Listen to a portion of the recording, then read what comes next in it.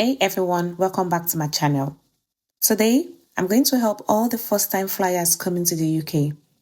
I know it can be a bit overwhelming landing in a new country, a new airport, new city, and new rules, but don't worry. I will guide you step by step on how to get from the airport to your apartment or city without stress. By the end of this video, you will feel confident navigating your first UK arrival. Now, you need to know preparation is key. The more you plan before your flight, the smoother your arrival will be. First, know your airports. The UK has several major airports. The UK has the Heathrow Airport, Gatwick Airport, Manchester Airport, Birmingham Airport, Stansted Airport, and more. Each one has different transport links. For example, Heathrow has the tubes, trains, buses, and taxis, while Stansted mainly has trains and coaches. Second, plan your transport. Research the best way to get to your apartment or city. For some people, the best way to get to their apartment or their city could be by train. For another person, it could be by bus. So you just need to go online and search best way to get to my apartment, but you might need to put in your postcode to get direction off Google Map. Now, once you've done that, sometimes booking a train or coach ticket online before you fly can save you money and stress. The third option could be airport pickups. If you are staying in an Airbnb or with a host, check if they can offer a pickup service for you.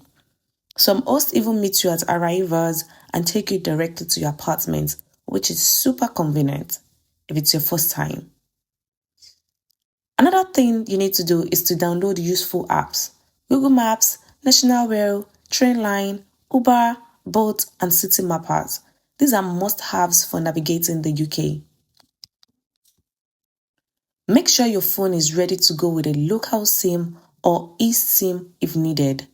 Some of the airports have Wi-Fi you can connect to, but I would say to properly prepare, make sure that your phone is ready to go with a local SIM or eSIM if needed.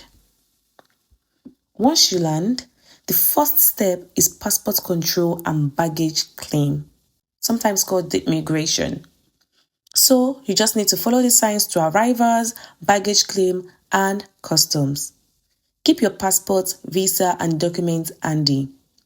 If you need mobile data, most airports have kiosks where you can buy a SIM or an eSIM. Having data is really helpful for navigation and ride apps. Also, have a small amount of cash in pounds.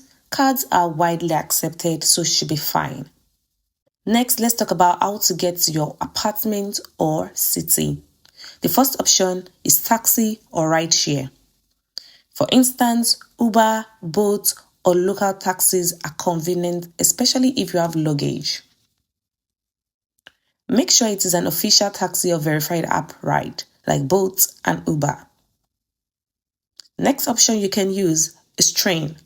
Trains are often the fastest option. For example, Heathrow Express to Central London takes about 15 minutes.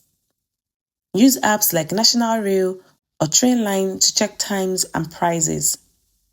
Option 3. Tubes or underground. In London, the tube is efficient. Get an Oyster card or use payments for convenience. Some airports also connect to the tube via Piccadilly line, so check your map. Option 4. Airport coaches or shuttles. These are buses that go to major city centers. They are great if your apartment is near the city or if you have heavy luggage. Now, navigating to your apartment. Once you're on your way, here is how to make it simple. Save your apartment address in Google Maps or write it down. You need to check landmarks. Shops, stations, or parks near your apartment help if direction gets confusing. Remember, safety first. Keep an eye on your belongings, especially in crowded stations. And traveling during the day is easier for first-time arrivals. Here are some extra tips to make the first UK journey stress-free. Luggage check. Some trains or buses have size restrictions. So make sure that you know the size restrictions of any coach that you'll be taking. I'm more familiar about like National Express. I know they have allowances that they permit, and if you go over that luggage allowance, you get charged. Now, let's talk about the arrival time. Avoid late night arrivals if possible, especially if you don't know the city.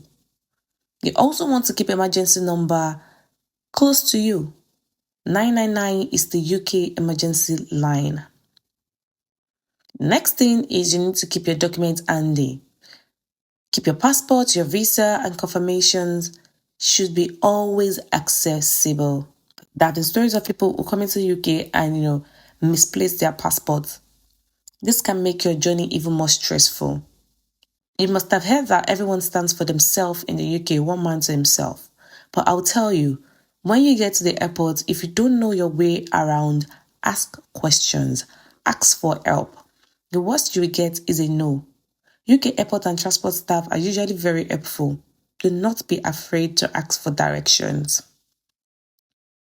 To make your first journey even smoother, dress comfortably for your flight and for walking around the airport.